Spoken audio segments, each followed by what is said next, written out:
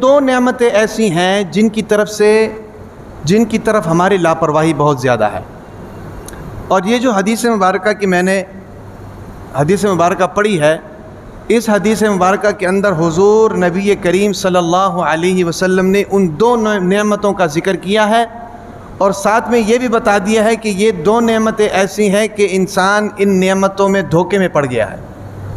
وہ کیا ہے؟ نعمتان مغبون فیہا کثیر من الناس، کہ دو نعمتیں ایسی ہیں کہ انسان بہت سے لوگ ان نعمتوں کی وجہ سے دھوکے میں پڑ گئے ہیں۔ وہ نعمتیں کیا ہیں؟ Number 1 الصحت، number 2 الفراغ۔ الصحت والفراغ، پہلی نعمت کیا بتلائی؟ صحت، اور دوسری نعمت کیا بتلائی ہے؟ فارغ ہونا، وقت کا میسر آ جانا ہے بھئی، مصروفیت کا نہ ہونا۔ یاد رکھیں کہ یہ دو بہت بڑی نعمتیں ہیں۔ ایک نعمت کون سی ہے؟ صحت کی نعمت، جو اللہ تعالیٰ نے ہمیں دی ہے، اور دوسری نعمت کون سی بتائی؟ فراغت کی نعمت، جو اللہ تعالیٰ نے ہمیں دی ہے۔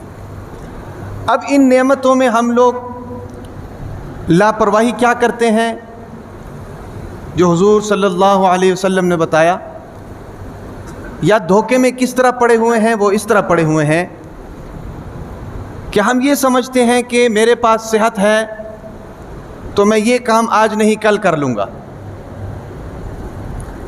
نماز کا وقت ہو گیا، اور نماز کے وقت میں وہ یہ سمجھتا ہے کہ یار ابھی تو عمر بہت پڑی ہوئی ہے، ابھی تو جوانی ہے، ابھی تو جوانی ہے، چلو تھوڑا سا ڈیلے کر دیتے ہیں، بعد میں پڑھ لیں گے۔ ایک بات یاد رکھیں کہ شیطان کے جو حربے ہیں نا جی، شیطان کے جو حربے پھسلانے کے، وسوسے ڈالنے کے، وہ بھی بڑے عجیب و غریب طریقے کے ہوتے ہیں۔ مسلمان کو شیطان کبھی بھی نہیں کہتا نماز نہ پڑھو۔ ہم یہاں پر کسی کو نماز نہ پڑھ رہا ہو تو اس کو اگر کہیں کہ نماز پڑھنے کے لیے تشریف لے آؤ، وہ ہمیں کبھی کہتا ہے کہ نماز نہیں پڑھنا، کیونکہ شیطان اس کو یہ بات کہتا ہی نہیں ہے، شیطان اس کو یہ بات کہتا ہی نہیں ہے۔ تو مسلمان کو شیطان کبھی بھی نہیں کہتا نماز نہ پڑھو، بلکہ شیطان کیا کرتا ہے؟ اذان ہو گئی، نماز کا وقت ہو رہا ہے، جماعت کا وقت ہو رہا ہے، شیطان کہتا ہے کہ یار نماز تو نے پڑھنی ہے تو مسلمان، چلو تھوڑی دیر بعد پڑھ لینا، ابھی تو ٹائم پڑا ہوا ہے، ابھی تو ظہر کا اتنا ٹائم پڑا ہوا ہے، تھوڑی دیر بعد پڑھ لینا۔ اس کو نماز سے جو ہے نا جی ڈیلے کرواتا رہتا ہے، ظہر کا وقت نکل جاتا ہے، یا اس کے اوپر نیند کو طاری کر دیتا ہے۔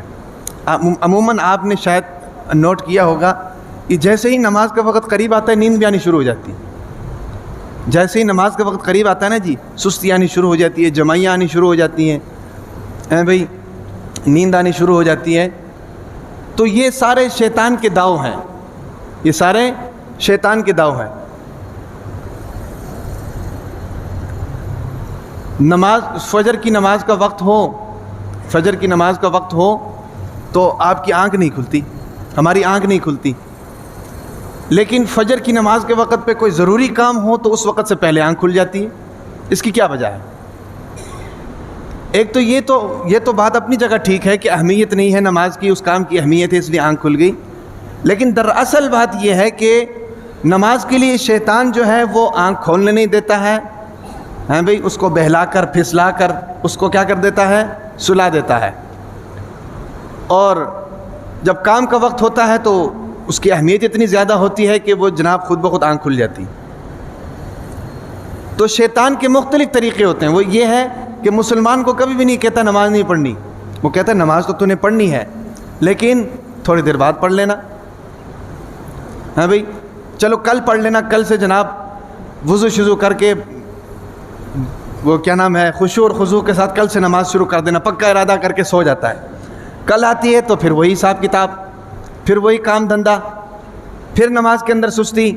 تو اس طرح ہوتے ہوتے ہوتے ہوتے عمر کا ایک حصہ گزر جاتا ہے۔ تو اللہ کے نبی نے کیا فرمایا؟ حضور صلی اللہ علیہ وسلم نے فرمایا کہ یہ صحت ایسی نعمت ہے کہ انسان اس سے لاپرواہی کرتا ہے صحت کی حالت میں جو نماز پڑھنی چاہیے تھی وہ نماز نہیں پڑھتا ہے.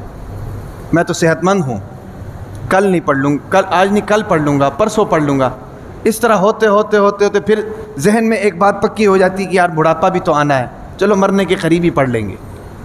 بڑھاپے میں تو کوئی کام رہنا نہیں، نوکری سے ریٹائر ہو جانا ہے، بچے بڑے ہو جانے ہیں، ان کے اپنی اولاد آگے شروع ہو جانی ہے، میں ذمہ داریوں سے فارغ ہو جاؤں گا. اور پھر کیا کروں گا؟ پھر میں اللہ اللہ کرنا شروع کر دوں گا. ایک بات یاد رکھو کہ انسان دنیا میں کبھی بھی فارغ نہیں ہوتا ہے. انسان ہمیشہ مصروف رہتا ہے. انسان ہمیشہ مصروف رہتا ہے. فراغت تو نعمت ہے جو ابھی بتائی ہے، اس پر ڈسکس کریں گے. انسان ہمیشہ مصروف رہتا ہے. انسان سوچتا ہے کہ یار ساری زندگی اسی کام میں لگا دیتا ہے، کسی طریقے سے میں سیٹ ہو جاؤں، ہیں بھئی میرے بیوی بچے سیٹ ہو جائیں، میری اولاد سیٹ ہو جائے، کہیں نوکری لگ جائے، ہیں بھئی کہیں آمدن شروع ہو جائے، سیٹ ہو جاؤں. لیکن یہ سیٹ ہونے کے چکر میں انسان مر جاتا ہے. انسان مر جاتا ہے. پھر اس کو کیا کرتے ہیں؟ پھر اس کے رشتہ دار آتے ہیں، اس کو کفناتے ہیں، اس کو جناب غسل دیتے ہیں، کفن پہناتے ہیں، نماز جنازہ پڑھ کے قبر میں ڈال کر اس کا سر جو ہے نا جی قبلے کی طرف کر کے کہتے ہیں ہاں اب سیٹ ہو گیا ہے. اب کیا ہو گیا؟ سیٹ ہو گیا. تو دنیا کی کوئی سیٹلمنٹ نہیں ہے. اصل سیٹلمنٹ جو ہے وہ قبر کی ہونی چاہیے، اور وہ بھی جسمانی نہیں. مطلب آپ کے پاس اعمال کا ذخیرہ ہونا چاہیے، قرآن کا ذخیرہ ہونا چاہیے، روزوں کا ذخیرہ ہونا چاہیے، زکوٰۃ کا ذخیرہ ہونا چاہیے، کلمے والی زندگی کا ذخیرہ ہونا چاہیے. پھر آپ جو ہے نا جی اصل قبر کی سیٹلمنٹ یہی ہے. ٹھیک ہے؟ دنیا میں کوئی سیٹ نہیں ہوتا. دیکھیں آپ، ایک آدمی کے پاس 5 مرلے کا مکان ہے، وہ اس میں خوش نہیں ہے، کہتے یار 10 مرلے کا ہونا چاہیے. جس کے پاس 10 مرلے کا ہے وہ کہتے یار کنال کا ہونا چاہیے. کوئی خوش ہے؟ دنیا کا امیر ترین آدمی آپ دیکھ لیں، وہ بھی یہی کہے گا کہ یار میری اب یہ سوچ ہے کہ میں نے یہ کرنا ہے، یعنی آگے جانا ہے. تو دنیا میں کسی کو بھی سکون نہیں. اگر آپ یہ سوچتے رہیں گے نا یار میں نے یہ کام کرنا ہے تو میں کسی طریقے سے یہ کام کر لوں، اس کام میں کامیاب ہو جاؤں، یہ والا بزنس شروع کرنا ہے تو کسی طریقے سے اس بزنس میں کامیاب ہو جاؤں، پھر اس کے بعد یہ کروں گا یہ کروں گا یہ کروں گا، اولاد کے ساتھ یہ برتاؤ رکھوں گا، یہ تعلیم دوں گا، جناب ان کو جناب نوکریاں لگا کے دوں گا، کاروبار میں لگاؤں گا. تو یہ سوچ کبھی ختم نہیں ہوتی ہے. ٹھیک ہے کہ نہیں؟ یہ انسان کے اندر ایک لالچ ہے. حضور صلی اللہ علیہ وسلم نے کیا فرمایا؟ فرمایا کہ اگر بنی آدم کو ایک سونے کا پہاڑ دے دیا جائے تو اس پر صبر نہیں کرے گا، وہ کہے گا کہ ایک اور ملنا چاہیے. وہ بھی دے دیا جائے کہے گا ایک اور ملنا چاہیے. آپ کسی اور کو نہ دیکھیں، ہم سب اپنے گریبان میں جھانک کر دیکھیں.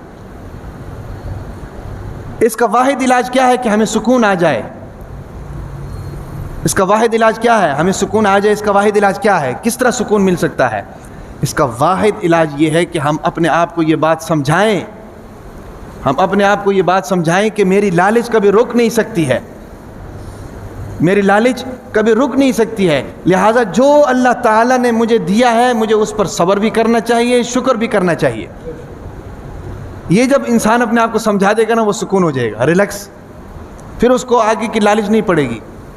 ہاں اگر اللہ تعالیٰ اس کو آگے لے کر جاتے ہیں اللہ کی مرضی ہے، مزید اس کو دولت دیتے ہیں اللہ کی مرضی ہے، ورنہ اس سوچ کی وجہ سے انسان جو ہے نا جی پرسکون ہو جاتا ہے. اب دیکھیں نا دنیاوی ترقی کے لیے ہم لوگ کیا کچھ نہیں کرتے ہیں. حلال بھی کما رہے ہیں، حرام بھی کما رہے ہیں، جائز بھی کما رہے ہیں، ناجائز بھی کما رہے ہیں، سچ بھی بولتے ہیں، جھوٹ بھی بولتے ہیں، جہاں تک ہماری چھری پہنچتی ہے اس کو چلاتے ہیں. وجہ کیا ہے؟ وجہ یہی لالچ ہے. اور اس لالچ نے بے سکون کر دیا ہوا ہے. یار اس کے پاس نیا لیٹسٹ موبائل ہے، میرے پاس بھی ہونا چاہیے. یہ لالچ. نئے ماڈل کی موٹر سائیکل اس نے خریدی ہے تو میرے پاس بھی ہونی چاہیے. یہ لالچ. اگر اللہ تعالیٰ آپ کو دیں گے تو یہ اللہ کی نعمت ہے، لیکن جو اللہ تعالیٰ نے آپ کو دیا ہوا ہے اس پر تو شکر کرنا چاہیے. اسی کو قناعت کہتے ہیں کہ اللہ تعالیٰ نے جو رزق دیا ہوا ہے اس پر شکر کرنا چاہیے اور صبر کرنا چاہیے.